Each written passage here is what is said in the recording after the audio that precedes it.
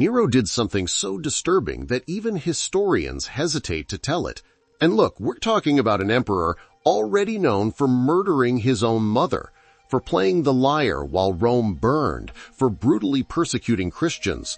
But there's a detail in his life, a specific episode involving a young slave that rarely appears in documentaries, textbooks, or series about Rome. Why? Because it's too uncomfortable. Because it confronts something we prefer not to admit, that absolute power can transform a human being into something unrecognizable. Today, you're going to learn about a chapter that historians did record, yes, but that stays somewhat hidden in the footnotes, a story involving obsession, calculated violence, and a public ritual that shocked even the Roman elite accustomed to absolutely everything. This video took an absurd amount of work to produce. It took days mining ancient sources, comparing accounts from Suetonius, Tacitus, Cassius Dio. So if you want to strengthen the channel and help us continue bringing these forgotten sides of history, a like already makes a difference. Now, take a deep breath, because what comes next isn't light. There's no romanticization, no filter. It's raw history, recorded by people who were there or who talked to those who were.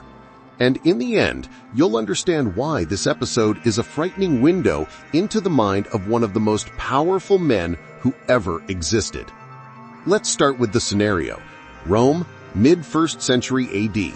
The empire is at the height of its territorial power, but inside it's being governed by a young man who ascended to the throne at 16 and who gradually transformed into something that not even his own mother could control.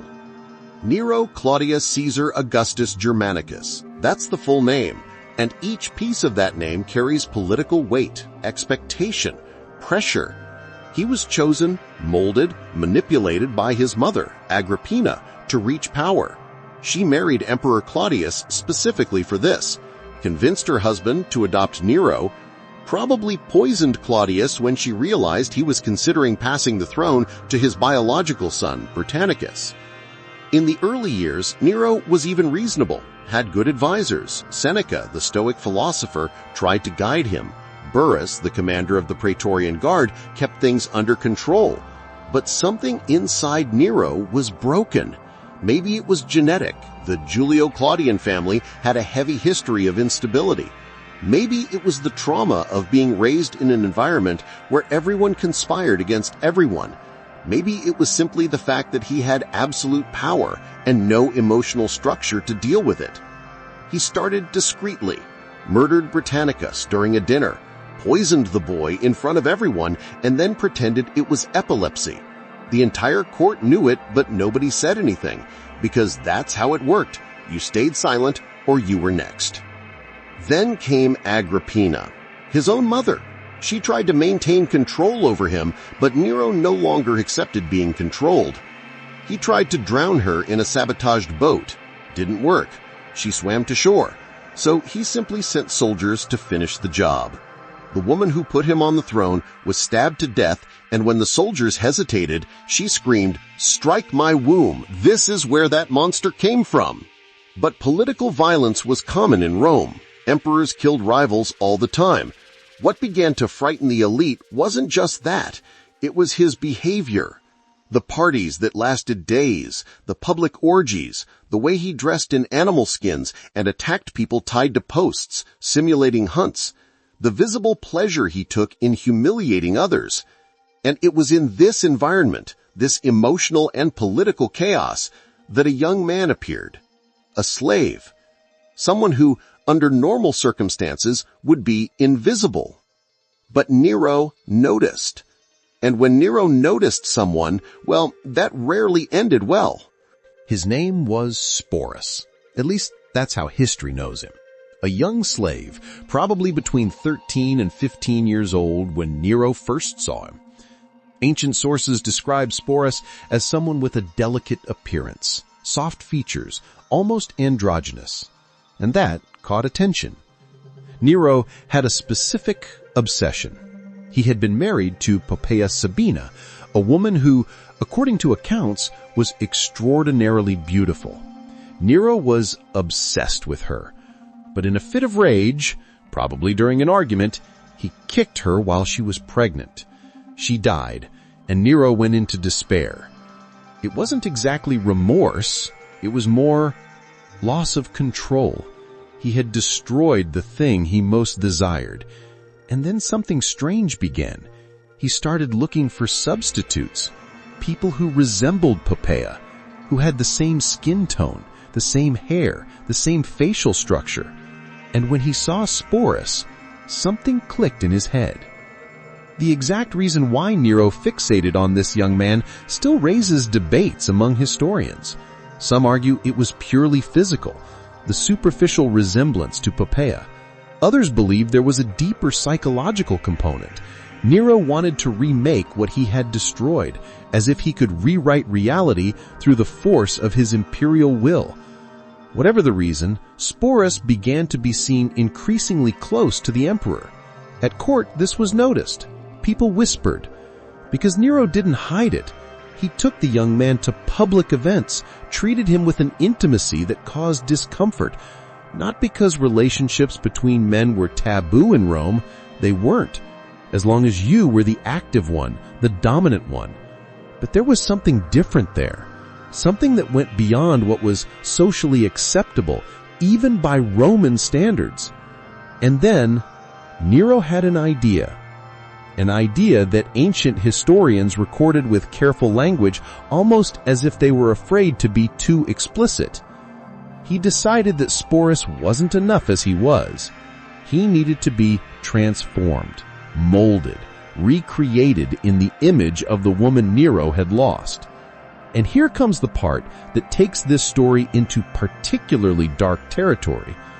Nero ordered physicians to perform a procedure on Sporus, a surgical procedure, invasive, permanent.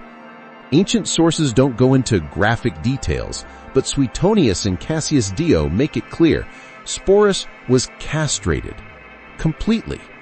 And it wasn't a simple castration, the kind that created eunuchs for administrative services. It was something more elaborate, more extreme. The intention was to physically transform Sporus, make him develop more feminine characteristics, make his voice change, make his body change, make him become, in Nero's mind, a living version of Poppaea. Think about the terror of that. Sporus was a slave. He had no choice. He couldn't say no. And even if he could, what would it mean to say no to the most powerful man in the known world, a man who had killed his own mother without consequences?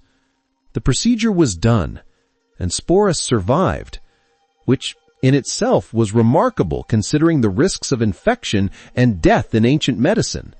But surviving didn't mean being free. Actually, it was the opposite. It was the beginning of something much worse. Because Nero didn't do this in secret. He didn't hide Sporus afterwards. No, he made a point of displaying him, of making him an official part of the imperial court, and not as a common slave, not as a servant or advisor. But the consequences of this act were much deeper than the emperor imagined, because what Nero was about to do was unprecedented, not in decadent Rome, accustomed to excesses, not in Greek stories of mad tyrants. This was new territory, and everyone around knew it. Nero decided to hold a ceremony, a public ceremony, and this ceremony was a wedding. Let that sink in for a second. Nero, the emperor of Rome, the man who controlled armies, provinces, millions of lives, held a matrimonial ceremony with Sporus, in front of the court, in front of senators, generals, members of the Roman elite. Sporus was dressed in women's clothing, received jewelry, was treated as a bride, had a wail, had a procession. Nero called her empress, used matrimonial language, referred to Sporus as she, and everyone around had to participate in the farce, had to greet Sporus as if he were a woman, as if he were a legitimate figure of power. And what Nero did in the following ceremony borders on the unbelievable. He didn't stop with a symbolic wedding. He took Sporus on official trips, to diplomatic events, to religious ceremonies, presented him to provincial governors as his wife, demanded that everyone treat Sporus with the respect due to a Roman empress. And what was people's reaction? Outwardly absolute obedience, forced smiles, respectful greetings, because defying Nero meant death, not a quick death. Nero liked creativity in his executions. He had forced people to commit suicide ritualistically, had burned Christians alive as human torches to illuminate his gardens, had fed people to wild animals as entertainment. So everyone smiled, everyone waved, everyone participated in the theater. But inside the Roman elite was terrified, because this was no longer eccentricity. It was no longer an emperor having fun. It was a complete break with reality. It was a sign that there were no limits, no structure, nothing holding Nero back.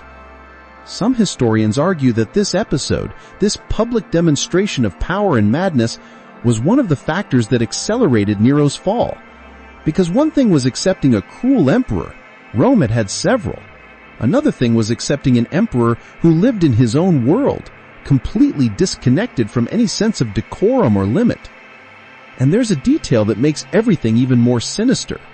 Sporus probably knew that his survival depended on maintaining this performance, that any slip, any moment when he didn't perfectly correspond to Nero's fantasy could mean his death. He was trapped in a permanent performance, in a role he didn't choose, in an identity that was literally cut from him. But what nobody expected was the final twist. Because this extreme act of Nero, this transformation of Sporus, this theatrical marriage, ended up becoming one of the key pieces to understanding not only his psychological fall, but perhaps even political. The rebellions began. Provincial governors revolted. The Senate finally found courage. And when Nero realized he was lost, that soldiers were coming for him, he tried to flee. And guess who was with him? Sporus. In Nero's final moments, when he was hiding in a villa on the outskirts of Rome, hearing the horses approaching, it was Sporus who was beside him, witnessing the collapse of the man who had destroyed his life. Nero killed himself, drove a dagger into his own neck while screaming, "What an artist dies in me," as if death itself were a performance. And there is one last revelation that makes this story even more disturbing. Sporus didn't die there. He survived. And in the following months, while Rome went through the chaos of the Year of the Four Emperors, Sporus was passed from hand to hand like a trophy. The next emperor, Otho, took him as a companion. Then Vitellius wanted to force him to participate in gladiatorial games, dressed as a woman, as a form of public humiliation. That's when Sporus finally chose. For the first time in his life, he had a choice, and he chose to die. He committed suicide, preferred death to the continuation of that existence. So why does this story matter?